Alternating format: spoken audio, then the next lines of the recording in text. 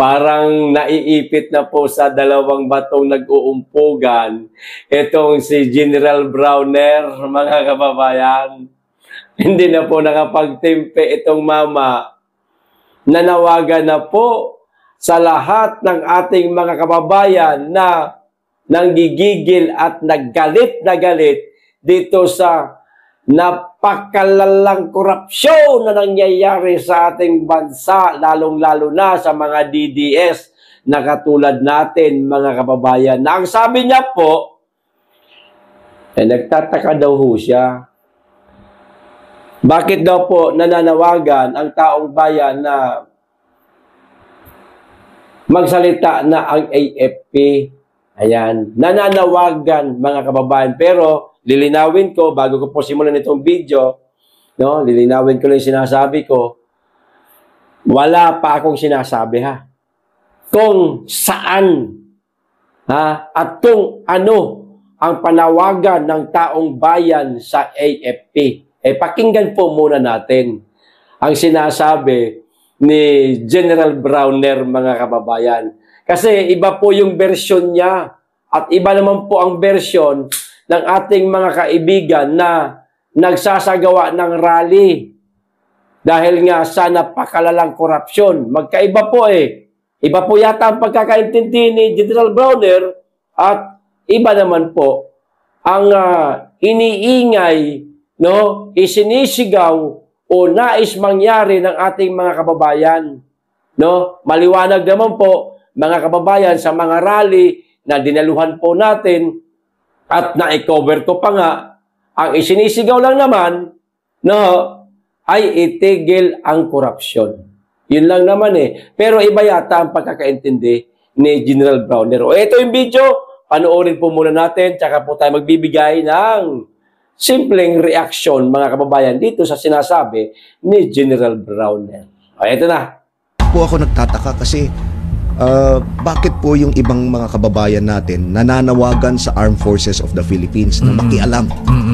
Kung ang Armed Forces po ay makikialam, katulad nung experience natin sa EDSA 1 at EDSA 2, EDSA 1, EDSA 2, tatlong bagay lang po yun Either coup d'etat or withdrawal of support from the President. Yung nakita po natin nung nag-withdraw si General Angie Reyes, yung Chief of Staff noon. The time ni dating Pangulong Erap Estrada. Dating Pangulong Erap Estrada. At pangatlo, yung military junta. Okay. Alam niyo po, pagka nangyari itong mga, any of these three, ay hindi po maganda para sa ating bayan. Dahil maapektuhan yung ating ekonomiya. At yung ating international standing. Wala na pong utang sa atin or i-freeze po yung assets. At yung pong standing natin, katulad sa ASEAN, ay ang Cambodia, Laos, Myanmar. Lahat po ng ibang mga ASEAN countries. Vietnam, naunahan na tayo. So, kailangan po talaga ay huwag na tayong manawagan sa Armed Forces of the Philippines na makialam po dito sa ating political and itong democratic processes natin. Okay, General Browner, sir, ano ang gusto nila mangyari? Military junta, military takeover o constitutional succession na kung mapatalsik ang Pangulong Marcos, ang Vice Presidenta ipapalit? Ano po yung mga alternative na iminumungkahin itong grupo ni na General Pokis? Well, during that meeting po, wala naman po silang sinabi. Inaantay nga po namin kung ano yung gusto talaga nilang gawin namin, pero hindi nila binanggit. Pero kitang-kita naman po sa mga pag nagrarally sila, yung mga panawagan nila, etc. At yung mga posters nila na nagsasabi na General Browner, makialam ka na o kaya sumama ka na. Makinig ka sa taong bayan. So yun po yung mga kaya po nananawagan ako sa ating mga kababayan. Huwag na pong idamay ang armed forces. Please shield the armed forces from the political environment. Yung mga nangyayari po ngayon sa ating politika. So ayun na nga, mga kababayan, maliwanag naman po. Ano masasabi nyo doon sa naging pahayag ni General Browner, mga kababayan? kinuha ko po yung ilan lang naman po niyang sinabi. Ano ho? Ilan lang para magawan po natin ng reaksyon. Pero kaklaruhin lang po natin mga kababayan bago po tayo magsimula sa ating reaksyon doon sa mga sinabi ni General Browner. Sir, General Browner, hindi ko po kayo binabastos, sir ha. Ano, hindi po ibig sabihin na gumagawa po ako ng reaksyon doon sa mga sinasabi mo, nagagalit po ako sa iyo. Ano, walang ganun, sir ha. Hindi ko po kayo kinaiinisan. Hindi ko po kayo binabastos. Ano, magbibigay lang po ako ng reaksyon, karapatan naman po ito ng bawat Pilipino, sir, no, doon sa mga sinasabi mo. Reaction po ito doon sa mga sinasabi mo. Ano, sir, batay po ito sa mga naintindihan ko sa mga dinaluhan kong rally na ginawa ng grupo nila General Pokis. Okay, o eto mga kababayan. Una, nagtataka daw siya no? Nagtataka ako, bakit nananawagan itong ating mga kababayan na parang gano'n ang gusto niya palabasin na ang gusto mangyari ng ating mga kababayan kudeta, ayan, no? Military junta, o withdrawal of support. Sir, pangalawang beses ko na po itong inulit. No? Dalawa o pangatlong beses na. Sir, nakadalo po ako sa rally na isinagawa po nila General Pokis at nila Colonel Metran at lahat ng mga kasama ng grupo nila. No, ang naiintindihan ko lang po doon, sir, may video naman po ako dyan, wala po silang isinisigaw. Bit-bit ang mikropono na ang sinasabi General Browner, lumabas ka dyan sa lungga mo. Sumampa ka sa entablado at sabihin mong binabawi mo na ang suporta mo kay Bongbong Marcos. Walang ganon, sir. Wala akong matandaan na may sinabing ganoon ang rally na isinagawa nila General Pokis. Wala. Ang pagkakaintindi ko lang, doon sa rally na yun, mula pa sa batasan, sa bagay, ang batasan, sa may batasan, ang target talaga nun, Sir Martin Romualdez. Kung nasisingit man, ang AFP, mga kababayan, hindi naman po ganoon katindi ang panawagan ng UPI. Mga kababayan. No? Ang naintindihan ko talaga, simple lang naman na makialam kayo, hindi po sa politika, sir. Hindi po sa politika. Kung kayo'y papanig sa mga DDS, kung kayo'y papanig sa mga loyalista, walang ganon. Hindi po kayo inihikayat ng UPI na pumunta ho kayo dito. Sir, makiisa po kayo sa amin, sa UPI o itong mga naritong mga DDS din. Walang ganon. Pero isa pa, kaklaruhin ko. Hindi rin po ako tagapagsalita ng UPI. Hindi tayo nakapagsalita. Nag-react lang ako kasi experience ko to Naranasan ko to doon sa ginawa kong pagsama sa rally ng UPI. Dalawang beses yata ako sumama. Sa dalawang dako, yan, bagamat ilang araw, pero sa unang dako sa batasan, pangalawa, dito na sa may Camp Crame. Pagkatapos, meron pa silang sunod na rally, hindi ko na napuntahan yun. Dalawang beses lang, dalawang dako rin. Bagamat may ilang araw na natili sila dun sa bawat dako na yun. Yun. Pangalawa, mga kababayan, ay ulitin ko, walang binanggit ang grupo ni General Pokis na mag-withdraw kayo ng suporta sa kasulukuyang presidente habang nasa entablado at bit-bit ang mikropono. Hindi ko lang alam kung ano ang pinag-usapan nyo personal. Dahil ang pagkakaalam ko, pumasok daw sila sa Camp Crame. Naka-meeting daw po kayo. Pero doon sa entablado na yon, wala akong narinig na gano'n. Na mag-audita na kayo. General Browner, mag-withdraw na kayo ng suporta. Walang gano'n. Ilang beses ko na inulit-ulit. Ewan ko lang sa mga pag-uusap ninyo. Pangalawa, naunahan na daw tayo ng Laos at Cambodia at Myanmar. Ayun, napansin niya na, mga kababayan. Napansin niya na na wala na. Nag-overtake na sa atin yung mga bansa na yun na binanggit ko kanina, na binanggit din ni General Browner. Yan po ang dahilan, Sir General Browner. Yan po ang dahilan. Bakit nananawagan po ang taong bayan at ang grupo nila General Poques sa'yo? Hindi po ibig sabihin na nawagan ang taong bayan sa AFP, kudeta ang gustong mangyari o withdrawal of support mula sa presidente. Hindi ho ganun. Simple lang po. Makiisa po kayo sa panawagan ng taong bayan na kundinahin naman po ninyo itong napakalalang korupsyon na nangyayari sa ating bansa. Hindi naman yata ibig sabihin kinukundina mo yung korupsyon, kinakalaban mo na ang kasalukuyang administrasyon. Hindi naman siguro ganoon, di ba? Dahil mismo ang presidente nga, siya mismo ang nagbunyag na mayroong nagaganap na mga korupsyon sa flood control project. Oy, bakit hindi niyo po sakyan? No, yung sinabi ng Presidenteng Marcos. Sir, ba't pwede niyo po sakyan yun? Oh, sabihin niyo, ito na nga, nagsalita na nga yung presidente.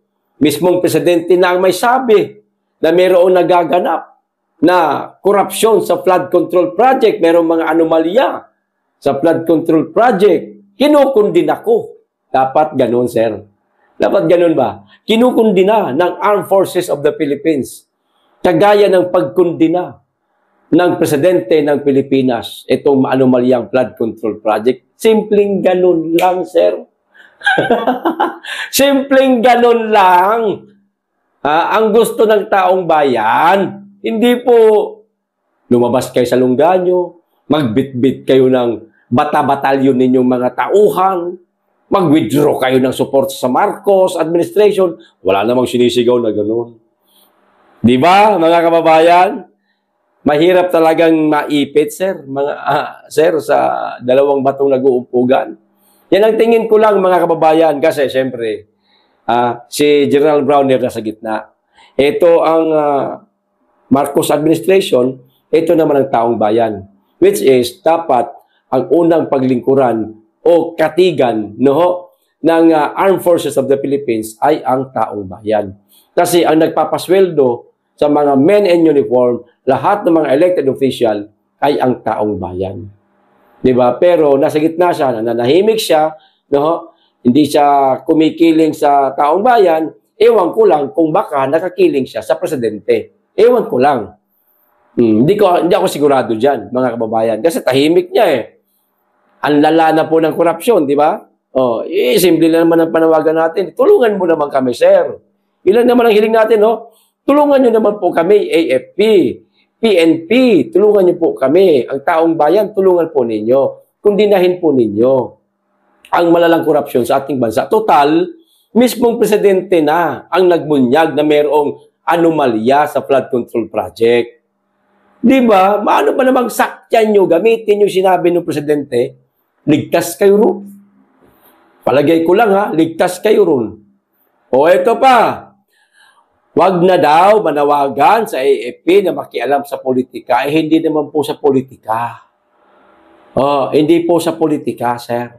Sinabi ko na po kanina. Pangalawa na po ito. Hindi naman po sa politika. Sir Browner, kumampi na kayo sa mga DDS. Kumampi na po kay Duterte. Kumampi kayo kay BP Sara. Wala namang ganun eh. Wala ganun. Okay? Iklian ko lang yung tungkol dyan para hindi tayo paulit-ulit. Ito pa. Pero, mga kababayan, inamin niya na walang sinabi si General Poques na about sa junta, military junta, kudeta, or withdrawal of support. Inamin niya mismo ni General Browner na walang sinabi si General Poques. Pero, biglang bawi, mga kabayan, biglang bawi. Pero, makikita naman daw sa mga placard, meron nakikita daw na General Browner, blah, blah, blah, blah, blah, blah. Ako wala akong nakitang ganun. Hindi nga yata na ilagay yung pangalan niya sa placard, mga kababayan. No? Ewan ko lang kung meron wala akong matandaan. Naroon man tayo sa mga rally na yon, pero wala talaga akong matandaan na merong nakalagay doon. General Browner, mag-withdraw ka na ng suporta kay Bongbong Marcos, bla bla bla. O, wala namang ganun eh. Baka nanaginip lang siya. Baka nanaginip lang itong mama. Di ba? Ito pa isa. Please, sabi niya, nakiusap na siya. Nakiusap. Kulang na lang lumuhod, mga kababayan. Please, shield the AFP from political environment. At wag daw idamay. Makalawang beses na natin ito ipapaliwanag. Wala naman pong wala naman pong involved na politika ho dito, sir eh. Ito Nagpunta po kami, nag-cover po ako, kasama ang UPI, grupo nila General Pokis, sa Batasan. Wala pong kulay yon. Wala nga nagsuot na bring him home PRRD. Walang ganon. Walang nagsuot ng logo na ang makikita mo lang kay PRRD yung protect the Constitution. O kahit kamao na lang na mayroong Duterte sa baba, wala. Kasi nga, iniiwasan nung rally na yon na magkaroon ng bahid politika. Walang politika. At sa mga sinasabi ng mga naging speaker sa rally na yon, walang nababanggit na pangalang Duterte. Lalo na ang panawagan ng ating mga kababayan sa dahig na pauwiin ang dating Pangulong Duterte. Walang ganon doon sa ginawang rally o doon sa ginawang rally ng UPI. Wala. Wala akong natandaan na mayroong halong politika yun. Isa lang talaga ang sigaw ng mga rally na yun. Walang iba, kundi itigil ang napakalalang korupsyon. Yun lang naman. Mga kababayan, Tendeno. Please shield the AFP from political environment. Ang tanong, sir, kayo ba'y pananggalang ng taong bayan para maging kasama ninyo ang taong bayan sa panawagan na ipatigil ang korupsyon sa ating bansa? Handa nyo bang gawing pananggalang ang inyong institusyon o inyong organisasyon? Pananggalang sa taong bayan na huwag maapektuhan ng kung sino mang mga politiko na nagnanais mangharas sa mga kababayan natin na nagsasalita lang, pumapalag, nagagalit dahil dito sa napakalalang korupsyon. Nakahanda ho ba kayo na umalalay, tumulong sa ating mga kababayan? Sir, na ang sigaw lang naman ay ipatigil ang korupsyon. Wala naman pong sinisigaw na Browner, mag-withdraw ka na ng suporta kay Marcos. Wala mang ganun, sir. Wala akong matandaan. May video ako, nariyan naman po. Meron tayong live, meron tayong upload lang. Wala namang sinisigaw na dinadamay ho kayo eh. Ang hiling lang naman, kung dinahin ninyo eh. Yun lang naman po, sir. Yun lang po ang natatandaan ko. Di ba mga kababayan, sa mga nakasubaybay nung rally na yon, di ba?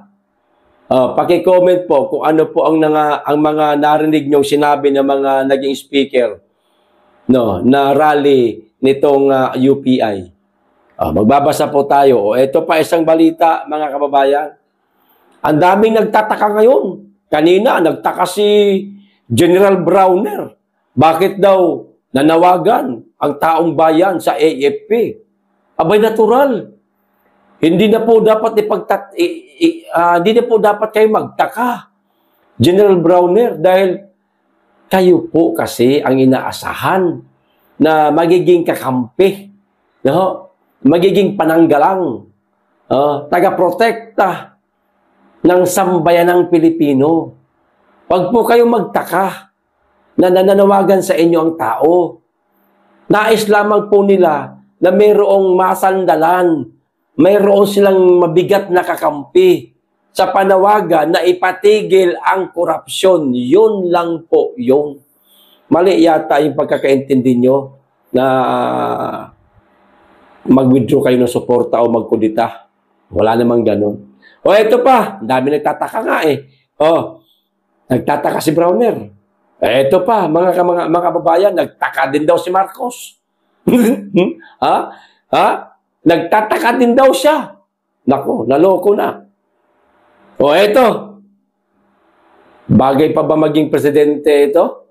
Ito, sabi Pangulong Marcos, ipinagtaka kung bakit 22 lang sa target na 1,700 classroom ang natapos ngayong taon. Nagtataka siya, mga Bakit 22 lang? Ang target natin, 1,700 classroom. Bakit 2 lang? Sir, may pagkukulang. Mr. President, may pagkukulang po. May pagkukulang sa pamumuno ninyo. Hindi po kayo nakasubaybay sa mga proyektong ginagawa ng iyong administrasyon. Katulad dito, classroom, 1,700 ang target. Dapat, kung sino man ang kalihim,